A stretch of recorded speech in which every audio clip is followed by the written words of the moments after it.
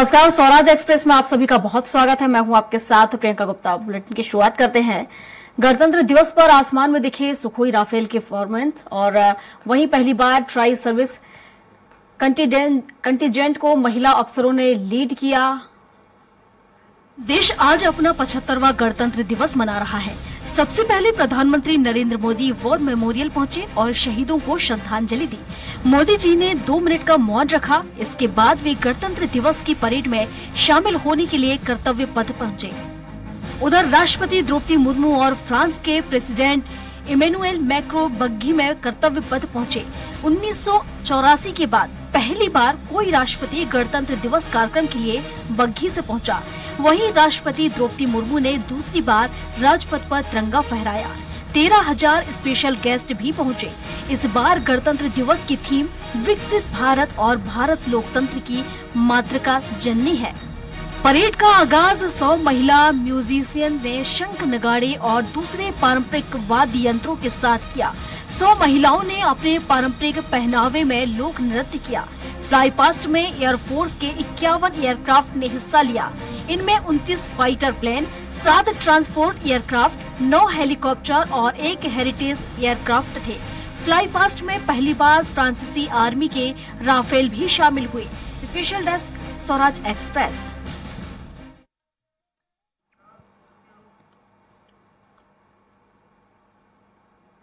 उत्तर प्रदेश की झांकी चर्चा में रही। ये झांकी भगवान राम की जन्मस्थली अयोध्या में विकसित भारत समृद्ध भारत पर केंद्रित रही। और दिल्ली में 26 जनवरी पर कौन कौन से राज्यों में झांकियां निकाली गई, देखिए रिपोर्ट में। देश 75वां गणतंत्र दिवस समारोह को लेकर जश्न मना रहा है। इस दौरान कर्तव्य पथ पर परेड के साथ भारत अपनी बढ़ती सैन्य ताकत और समृद्ध सांस्कृतिक विरासत के भव्य प्रदर्शन के साथ जश्न मना रहा है। इस दौरान देश की संस्कृति की झलक देखने को मिली।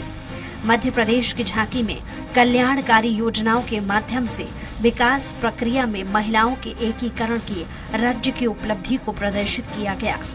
मध्य प्रदेश की आत्मनिर्भर और प्रगतिशील महिलाओं पर प्रकाश डालते हुए झांकी आधुनिक सेवा क्षेत्र से लेकर लघु उद्योग तक के क्षेत्र में महिलाओं की सक्रिय भागीदारी पर केंद्रित थी। झांकी में मध्य प्रदेश की पहली महिला लड़ाकू पायलट भारतीय वायुसेना IAF की अवनी चतुर्वेदी थी। वो एक लड़ाकू विमान के मॉडल के साथ खड़ी नजर आई। वहीं उड़ीसा की झांकी में हस्तशिल्प और हथकरघा क्षेत्रों में महिलाओं की भागीदारी को दर्शाया गया। छत्तीसगढ़ की झांकी में बस्तर के आदिवासी समुदायों में महिला प्रभुत्व को प्रदर्शित किया गया। परंपराओं को प्रदर्शित करने के लिए इसे बेल, मेटल और टेराकोटा कलाकृतियों से सजाया गया है। वहीं गुजरात सरकार ने सोमवार को कहा था कि कच्छ के धोरडो गांव में एक झांकी नई दिल्ली में गणतंत्र दिवस परेड में प्रदर्शित की जाएगी। धोरडो गांव में हाल ही में 54 सर्वश्रेष्ठ पर्यटन गांव की सूची में जगह बनाई। वहीं तमिलनाडु की झांकी में बर्तनों में पत्ती मत पत्रों को प्रदर्शित करके 10वीं शताब्दी के चोल युग के दौरान लागू की गई मतदान प्रक्रिया को प्रदर्शित किया। वहीं राजस्थान की झांकी राज्य की उत्सव संस्कृति के साथ साथ महिला हस्तशिल्प उद्योगों के विकास का प्रदर्शित की और झांकी में नर्तकी के पुतले के साथ राजस्थान के प्रसिद्ध घूमर लोक नृत्य को दर्शाया गया। इसमें मीराबाई की एक खूबसूरत मूर्ति भी थी जो भक्ति और शक्ति का प्रतीक मानी जाती है। झांकी में बंधेज, बगरू, प्रिंट सहित समृद्ध हस्तशिल्प परंपराओं की झलक भी दिखाई जाएगी। हरियाणा की झांकी में सरकारी कार्यक्रम मेरा परिवार मेरी पहचान के जरिए राज्य में महिलाओं के सशक्तिकरण को प्रदर्शित किया गया। झांकी में हरियाणवी महिलाओं को डिजिटल उपकरण का इस्तेमाल करते हुए दिखाया कि कैसे डिजिटल इंडिया पहल के जरिए वो सिर्फ एक क्लिक के साथ सरकारी योजनाओं तक अपनी पहुंच बना सकती हैं। उत्तर प्रदेश की झांकी चर्चा में रही।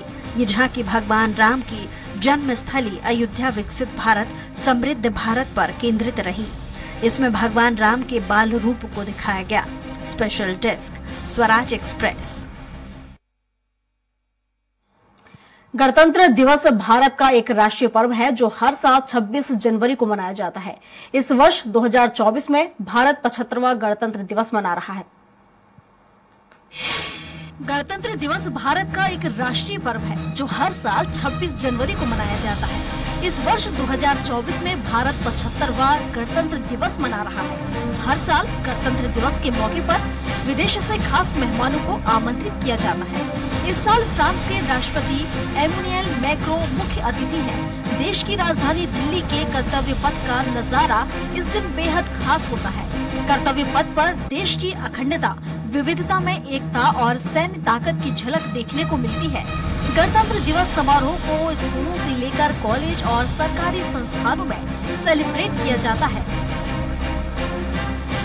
गणतंत्र दिवस उस दिन की याद दिलाता है जब भारत का संविधान 26 जनवरी 1950 को लागू हुआ था। इसे 26 नवंबर 1949 को संविधान सभा द्वारा बनाया और अपनाया गया। हमें गर्व होना चाहिए कि हम भारतीय हैं। हम उस देश के वासी हैं जिस देश में सब धर्मों को सम्मान दिया जाता है, किसी के साथ भेदभाव नहीं होता। हम उस देश में रहते हैं जिसका संविधान दिखता है, जो किसी धर्म के साथ अन्याय नहीं होने देता। Special desk Swaraj express.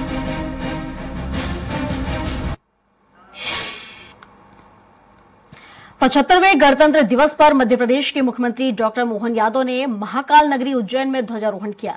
Chhattisgarh के मुख्यमंत्री विष्णुदेव साय ने जगदलपुर में झंडा वंदन किया। उत्तराखंड के मुख्यमंत्री पुष्कर सिंह धामी ने देहरादून सीएम आवास में झंडा फहराया। वहीं उत्तर प्रदेश के सीएम योगी आदित्यनाथ ने लखनऊ के सीएम आवास में झंडा वंदन किया। वहीं हरियाणा के मुख्यमंत्री मनोहर लाल ने करनाल में ध्वजारोहण कर परेड की सलामी ली।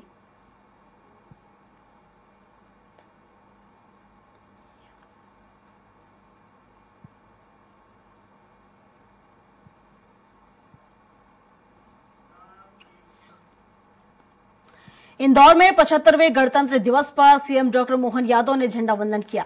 यह पहला मौका है जब उज्जैन में किसी सीएम ने झंडा वंदन किया है। सीएम मोहन यादव ने झंडा वंदन करने के साथ ही अपने संदेश का वाचन किया। इस मौके पर पुलिस जवानों ने सलामी ली। इस अवसर पर यहां हर्ष फायरिंग भी किए गई।